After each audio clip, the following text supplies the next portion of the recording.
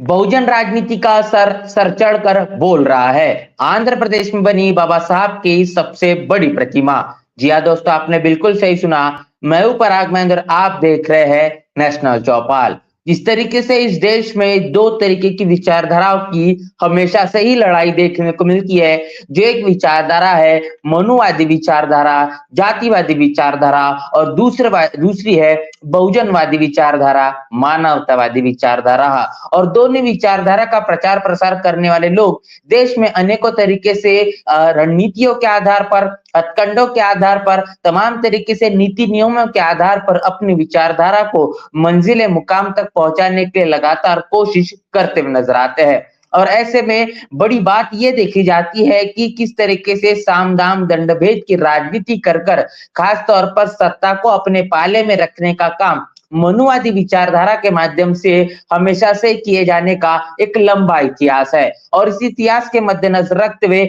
अब आने वाले लोकसभा 2024 को ध्यान में रखते हुए तमाम राजनीतिक पार्टियों के माध्यम से कहीं ना कहीं जो रणनीतियां अब समाज के सामने में, देश के सामने में लाई जा रही है, इसका कहीं ना कहीं फलस्वरूप रूप से अगर परिणाम के देखा जाए तो परिणाम होगा लोकसभा 2024 का चुनाव। कि आखिर लोकसभा 2024 के चुनाव में जो परिणाम आएंगे वो परिणाम वोटों के आधार पर अपने और आने चाहिए, ये लगातार तमाम राजनीतिक पार्टी कोशिश करती हुई नजर आती है। और ऐसे में बता दें कि एक बड़ी तस्वीर कहीं ना कहीं आंध्र प्रदेश के विजयवाड़ा से निकल कर आ रही है। आंध्र प्रदेश के विजयवाड़ा में बता दें कि बाबा साहब की तकरीबन 125 फीट की मूर्ति बनाई गई है। वाईआरएस कांग्रेस के माध्यम से जो जिस तरीके से कहीं ना कहीं तकरीबन कई वर्षों से इस मूर्ति को बनाने के लिए, इस प्रतिमा को बनाने के लिए कोशिश की जा रही थी, अब ये प्रतिमा पूरी तरीके से बनकर तैयार हो चुकी है और जिसका अनावरण भी हो चुका है। वायरस कांग्रेस के माध्यम से जो जगन मोहन रेड्डी है, जो आंध्र प्रदेश के मुख्यमंत्री है, इनके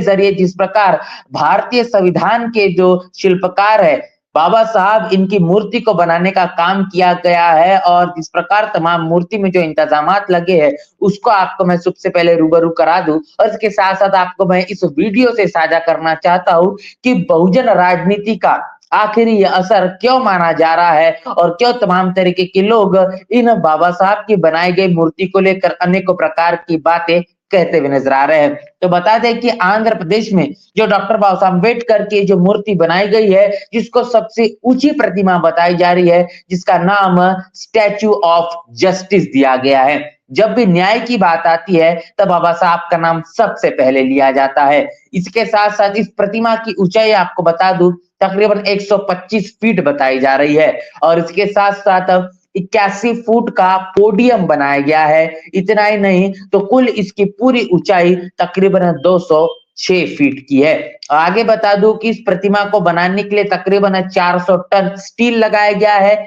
120 टन का कांसे का इस्तेमाल किया गया है। और इतना ही नहीं तो इस पूरे जो प्रतिमा की जो लागत है वो तकरीबन 404.35 करोड़ रुपए बताई गई है।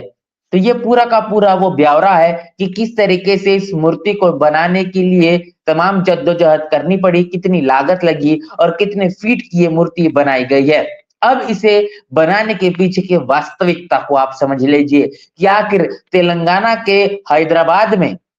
किस तरीके से बाबा साहब के 125 फीट की मूर्ति बीआरएस पार्टी मतलब केसीआर के माध्यम से बनाई जाती है। जब तेलंगाना में ये तस्वीर देखी गई, अब आंध्र प्रदेश से वाईआरएस कांग्रेस के माध्यम से जिस तरीके से जगन मोहन रेड्डी जो मुख्यमंत्री आंध्र प्रदेश के हैं, इनके जरिए बाबा साहब के 125 फुट की मूर्ति को बनाने का काम किया गया है, जो कि आंध्र प्रदेश के विजयवाड़ा में है। तो आखिर तमाम राजनीतिक पार्टियां बाबा साहब से इतना लगाव क्यों जता रही है, इसके पीछे की सच्चाई आखिर क्या है? इसके पीछे की सच्चाई जानने के लिए आपको इतिहास के तमाम उन पन्नों को पलटना पड़ेगा, तब जाके आप समझ पाएंगे कि आखिर तमाम जो राजनीतिक पार्टियां है ये बाबा साहब से आखिर इतना लगाव क्यों लगा रहे हैं और क्यों इनका बाबा साहब के प्रति जो प्रेम है ये अपार बढ़ता हुआ नजर आ रहा है। तो आपको शुरुआत कर दूं और शुरुआत के आधार पर बता दूं कि इस देश में जिस प्रकार भारतीय संविधान लागू हुआ और संविधान को लागू होने के बाद में कांग्रेस जो सत्ता में आई है और तकरीबन 60 वर्षों तक एक लंबा जो कार्यकाल कांग्रेस का रहा है, क्या इस कांग्रेस के कार्यकाल के जरिए बाबा साहब को सही मायने में मान सम्मान दिया गया? बड़ा सवाल है। सवाल का जवाब आपको जानना समझना पड़ेगा। इस देश में भारतीय संविधान को लिखने का काम जिस प्रकार बाबा साहब ने किया, जो 2 साल 11 महीने 18 दिन इतना अथक परिश्रम कर कर अपने 4-4 बच्चों का बलिदान देकर, अपनी 35 साल की पत्नी रमाई का बलिदान देकर, इतने अथक परिश्रमों से जिस प्रकार बाबा साहब ने इस भारतीय संविधान को लिखा है, उसके बावजूद भी इस बदौलत, इतने बड़े बलिदान के बदौलत भी बाबा साहब के मान सम्मान के तौर पर इस देश के में जो लंबे समय तक जो कार्यकाल करने वाली, लंबे समय तक राज करने वाली जो कांग्रेस है, इसने बाबा साहब को भारत रत्न देना भी सही नहीं समझा। और बाबा साहब के मरणोपरांत तकरीबन 35 वर्षों के बाद कांग्रेस ने इस बाबा साहब को भारत रत्न तो नहीं दिया, लेकिन उसके बाद में भारत रत्न बाबा साहब को मिलता है, वो भी कांग्रेस के जरिए नहीं। उसके ऊपर में भी आगे बात करेंगे। तो जिस प्रकार बाबा साहब को भारत रत्न उनके जीते जी तो कभी दिया ही नहीं गया, या फिर उनके बाद में भी कांग्रेस ने देने का काम नहीं किया। लेकिन सबसे बड़ी बात है कि बाबा साहब के मरणोपरांत, उनके परिनिर्वाण होने के बाद में भी एक लंबे समय तक कांग्रेस ने बाबा साहब को भारतीय संविधान लिखने के कारण, तमाम तरीके से इतना बड़ा ओहदा होने के कारण भी बाबा साहब को भारत रत्न देने का काम कांग्रेस ने नहीं किया। इतना ही नहीं, तो जब बाबा साहब का देहांत हो जाता है, बाबा साहब का परिनिर्वाण हो जाता है, उसके बाद ये कोशिश होती है कि बाबा साहब का देहांत जिस प्रकार दिल्ली में होता है, तो दिल्ली में मान सम्मान के तौर पर उन्हें वहां पर जगह दी जाए। तमाम तरीके से जो लोग हैं और देश और दुनिया से बाबा साहब को नमन करने के लिए राजघाट के अंदर में आए। तमाम तरीके से बाबा साहब को जो जगह है वो मुहैया करवाई जा सकती थी, लेकिन ये काम भी कांग्रेस ने अपने दौर में नहीं किया। जब बाबा साहब का देहांत हो जाता है, तो बाबा साहब के शव को दिल्ली में भी जगह नहीं देने का काम कांग्रेस ने किया, और कहने के मजबूरन तौर पर बाबा साहब के शव को दिल्ली से मुंबई लाया जाता है। और जब मुंबई में लाने के बाद में बाबा साहब को भी, बाबा साहब के पार्थिव शरीर को जब अग्नि देने के लिए तमाम सम्मान पूर्वक अगर जमीन देने की बात होती है, वहां पर भी कांग्रेस अपना जो रवैया है वो जातिवादी मनुवादी दिखाती है। वहां पर भी बाबा साहब को मान सम्मान नहीं दिया जाता, और सार्वजनिक तौर पर जहां पर लोगों को जलाया जाता है, उन्हें अग्नि दी जाती है, उस सार्वजनिक तौर पर बाबा साहब को अग्नि देने का काम, जिसको आज वर्तमान स्थिति में लोग चैत्य भूमि कहते हैं, उस दादर की चैत्य भूमि में देने का काम किया गया है। आप खुद कल्पना करिए कि वही कांग्रेस है जिसने बाबा साहब को पूना पैक्ट के जरिए जिस प्रकार खून के आंसू तक रुलाने का काम किया गया, सबसे ज्यादा अगर तकलीफ बाबा साहब को अगर देने का काम इस देश के अंदर में कभी किसी ने किया है, तो वो कांग्रेस ने किया है। तमाम तरीके से चीजें इतिहास के अंदर मौजूद है। बाबा साहब की जीते जी तो कांग्रेस ने बाबा साहब को काफी सारे तकलीफों का सामना करना पड़ा है, बाबा साहब को तकलीफें दी है।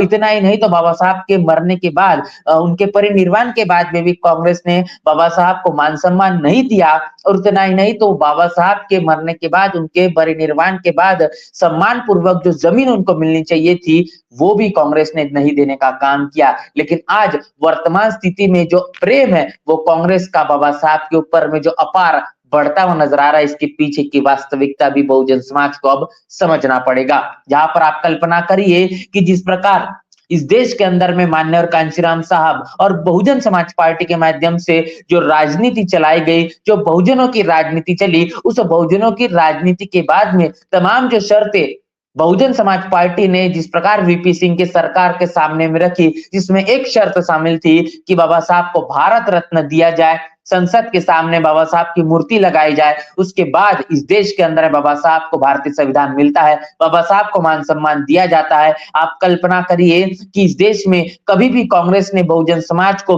उनके हक अधिकार देने का काम तो नहीं किया, उनके तमाम बहुजन महापुरुषों को भी मान सम्मान देने का काम कभी भी नहीं किया। लेकिन इस देश में जब बहुजन समाज पार्टी की जो शासन आता है, बहुजन समाज पार्टी का जब राज आता है, उत्तर प्रदेश में जब बहुजन समाज पार्टी की सरकार बनती है,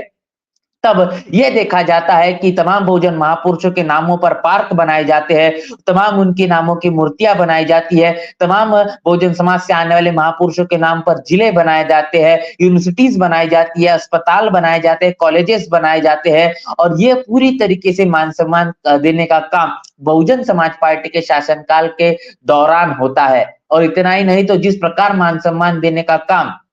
जो बहुजन समाज पार्टी के शासनकाल में किया गया, वो किसी पार्टी के और किसी राजनीतिक पार्टियों के शासनकाल में ऐसा बिल्कुल भी देखा नहीं गया। अब आप खुद कल्पना करिए कि अब बहुजन राजनीति जिस प्रकार बहुजन समाज पार्टी के माध्यम से ये कहीं न कहीं ये साबित कर दी गई है कि एक साधारण व्यक्ति भी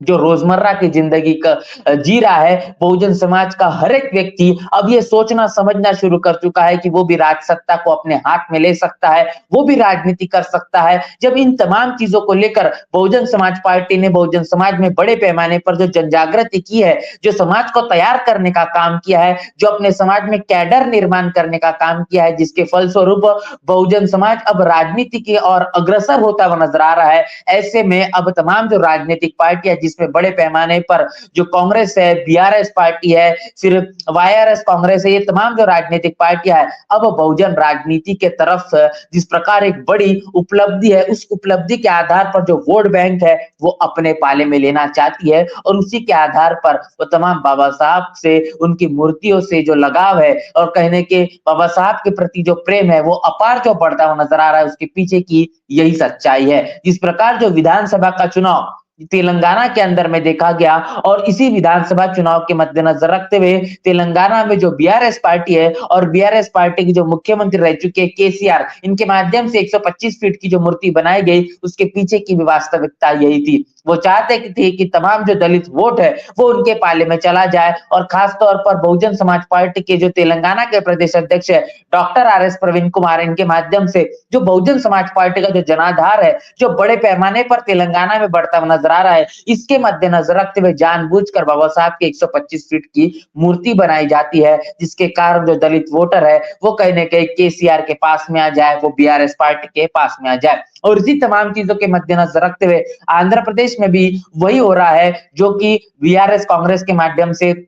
बीआरएस कांग्रेस के माध्यम से किया जा रहा है, जो जगन मोहन रेड्डी के माध्यम से किया जा रहा है, जो चाहते हैं कि कहीं न कहीं जो वोट बैंक है, जो दलितों का वोट बैंक है, बाबा साहब के नाम पर भावनात्मक रूप से वो उनके पाले में आ जाए। क्योंकि जगन मोहन रेड्डी ने अपनी राजनीति की शुरुआत कांग्रेस से की थी। 2009 में जो उनके पिता है, जो हेलीकॉप्टर क्रैश में उनका देहांत हो जाता है, उनके बाद में कांग्रेस से निकलकर वो अपनी खुद की पार्टी बनाते हैं और इस वक्त वो आंध्र प्रदेश के मुख्यमंत्री बने हुए हैं। तो इनके माध्यम से तमाम जो रणनीतियां चलती है, ये असर है बहुजन राजनीति का। देश के अंदर में बहुजन समाज पार्टी के माध्यम से जो राजनीति को पूरे देश के अंदर में फैलाया गया है, जहां पर आप जम्मू कश्मीर से शुरुआत करेंगे तो कन्याकुमारी तक, और गुजरात से शुरुआत करेंगे तो अरुणाचल प्रदेश तक, और अंडमान निकोबार तक और लक्षद्वीप तक कर बहुजन समाज पार्टी का वोटर आपको मिलता है। क्योंकि ये बहुजन राजनीति की जो ललक 4200 किलोमीटर चलकर बहुजन समाज पार्टी के संस्थापक माननीय कांशीराम साहब ने जो लगाई है, जिसके कारण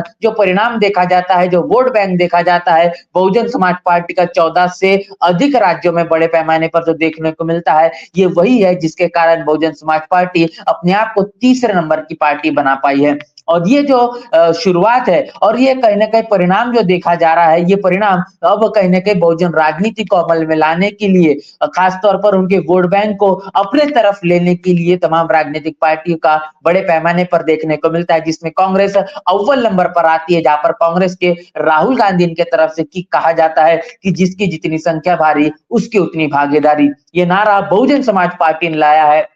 इस नारे को कहने के अपने तरफ में हथियाने का काम, अपना कॉपीराइट लगाने का काम जिस प्रकार कांग्रेस कर रही है, इतना ही नहीं तो तमाम राजनीतिक पार्टियों के माध्यम से खास तौर पर भारतीय जनता पार्टी की बात करें तो बहुजन समाज पार्टी के काम करने की रणनीति यह है कि बहुजन समाज पार्टी तमाम जातियों को जोड़ने की बात करती है और जातियों को जोड़कर बहुजन समाज का निर्माण करने का काम करती है, और उसके आधार पर तमाम जातियों को, लोगों को जोड़कर उनकी जातियों का वोट बैंक अपने पास में लाने के लिए भारतीय जनता पार्टी भी जब अनुसूचित जनजाति मोर्चा, अनुसूचित जाति मोर्चा, इस प्रकार के संगठन को बनाने का काम भी अब अपने राजनीतिक अपने पार्टी में करते हुए नजर आती है। जो कहने के जातियों को जोड़ने का काम बहुजन समाज पार्टी ने शुरू किया था, जो रणनीतियां रखी थी, अब उन्हीं रणनीतियों को कॉपी पेस्ट करने का काम और उन रणनीतियों की नकल करने का काम अब बीजेपी और कांग्रेस और तमाम जो क्षेत्रीय पार्टी है ये बड़े पैमाने पर करते हुए नजर आ रही है। और इसीलिए मैंने शुरुआती दौर पर कहा कि बहुजन राजनीति का जो असर है